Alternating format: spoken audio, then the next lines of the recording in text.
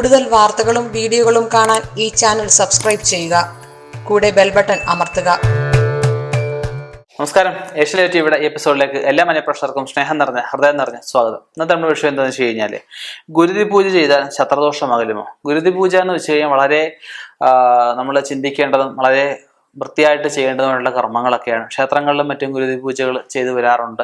അതിൽ ഒരുപാട് പൂജകൾ വിശേഷപ്പെട്ടായിട്ട് പറയപ്പെടുന്നുണ്ട്. വൃശ്ചിക മാസം 1-ാം തീയതി മുതൽ 41 ദിവസം വരെ മിക്ക ക്ഷേത്രങ്ങളിലും ഗുരുതി പൂജകൾ ചെയ്യുന്നത് കുറവായിട്ടാണ് കണ്ടുവരുന്നത്. മാസം തോറും ഭഗവതിയുടെ ഇഷ്ട നാളിന് അല്ലാതെ 1-ാം തീയതി ദിവസങ്ങളിൽ വിശേഷ ആൾക്കാർ എഴുതിപ്പിക്കുന്നതനുസരിച്ച് ക്ഷേത്രങ്ങളിൽ ഗുരുതി പൂജ ചെയ്യാറുണ്ട്. നിത്യം ഗുരുതി പൂജയുള്ള വള്ളിയങ്കാവ് പോലുള്ള ക്ഷേത്രങ്ങളുമുണ്ട്. ഗുരുതി പൂജ എന്ന് വെച്ച് കഴിഞ്ഞാൽ ഒരുപാട് ഗുരുതികളുണ്ട്. ചെങ്കുരുതിയുണ്ട്, കരിങ്കുരുതിയുണ്ട്, കൈവട്ട ഗുരുതിയുണ്ട്, ഒരുപാട് ഗുരുതികളുണ്ട്.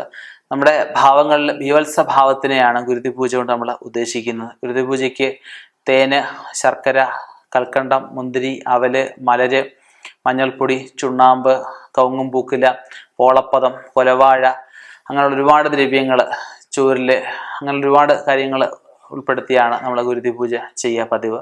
ഈ പൂജകൾ ചെയ്യുന്ന സമയത്ത് ദൃഷ്ടി, അതായത് എല്ലാവരും കണ്ടു തൊഴണമെന്ന് പറയുന്ന ഒരു വിഭാഗമുണ്ട്. ആരും കാണാൻ പാടില്ല എന്ന് പറയുന്ന ഒരു വിഭാഗമുണ്ട്. കാരണം പൂജയുടെ ഭാഗമായിട്ടൊക്കെ ചെയ്യുമ്പോൾ, നമ്മൾ ഗുരുതി ചെയ്യുമ്പോൾ ഈ പുറക്കളം ഗുരുതി ആയിട്ട് ചെയ്യാറുണ്ട്. അതുപോലെ ഉച്ചാരണ കർമ്മങ്ങളിൽ ഗുരുതി, പോളപ്പദമൊക്കെ ചെയ്തിട്ട് ഉച്ചാരണ കർമ്മങ്ങളിലും ഗുരുതി ചെയ്യാറുണ്ട്.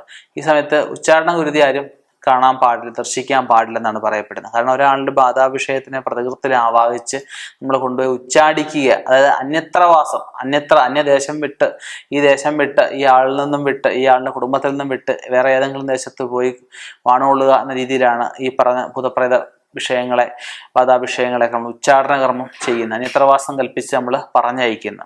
ഈ സമയത്ത് ഇത് ആരും കാണാൻ പാടില്ല. ചെയ്യുന്ന കർമ്മിയും അദ്ദേഹത്തിൻ്റെ ഒരു പരികർമ്മിയും മാത്രമേ ഇത് കാണാൻ പാടുള്ളൂ എന്നാണ് പറയുന്നത്. അല്ലാതെ തന്നെ നമ്മൾ ഉദ്ദിഷ്ട കാര്യസിദ്ധിക്കായിട്ട് സ്തംഭനം, മാരണം, ഉച്ചാടനം, വശ്യം, അങ്ങനെയുള്ള പല കാര്യങ്ങൾ, നമ്മൾ ശാന്തികർമ്മങ്ങൾ, അങ്ങനെ പല കാര്യങ്ങൾ ഉദ്ദേശിച്ച് പല രീതിയിലും ഇതിൻ്റെ ദ്രവ്യങ്ങൾ മാറുന്നതനുസരിച്ച് ഇതിൻ്റെ ഫലങ്ങളൊക്കെ മാറുന്നതായിരിക്കും. പന്തമൊക്കെ കത്തിച്ചാണ് സാധാരണ ഗുരുതിയൊക്കെ ചെയ്യുക.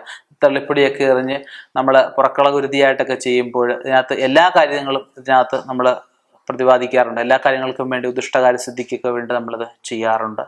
ഗുരുതി തിളപ്പിച്ച് അത് കട്ടിയായിട്ട് ഒരു ഉരുളിയിൽ വെച്ച്, ഒരു ഉരുളിയിൽ തിളപ്പിക്കാതെ തന്നെ വെള്ളമായിട്ടും വെച്ച്, അതിനെ രക്തമായിട്ടും ഒരെണ്ണത്തിനെ മാംസമായിട്ടും കണ്ടുകൊണ്ട് തർപ്പിക്കുന്ന രീതിയും പ്രാഥമിക ദ്രാവിഡ ആചാരവിധി പ്രകാരമൊക്കെ പറയാറുണ്ട്. ഇപ്പം ഏത് രീതിയിലായാലും ചെയ്യുന്നത് വൃത്തിയായിട്ട് ഗുരുതി ചെയ്യുകയാണെങ്കിൽ തീർച്ചയായിട്ടും നല്ല ഒരു ശതമാനം ശത്രുദോഷവും മാറുന്നതാണ്. ഇനി ഗുരുതി പൂജയിൽ തന്നെ ശത്രുദോഷത്തിനെ ആവാഹിച്ച് മാറ്റുന്ന ക്രിയകളുണ്ട്.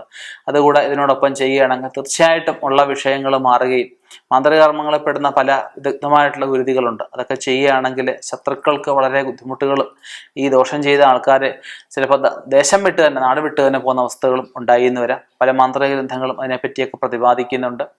നമുക്ക് ദോഷം മാറ്റാനുള്ള കർമ്മങ്ങൾ, സൽക്കർമ്മങ്ങൾ, ശാന്തികർമ്മങ്ങൾ മാത്രം ചെയ്യുക. ഗുരുതി പൂജയുടെ ഉദ്ദേശ ലക്ഷ്യങ്ങളും മറ്റും മനസ്സിലാക്കിയെന്ന് കരുതുന്നു. ഇനിയും ഇതുപോലുള്ള വ്യത്യസ്ത വിഷയങ്ങളുമായി കണ്ടുമുട്ടാം. നിർത്തുന്നു. നന്ദി, നമസ്കാരം.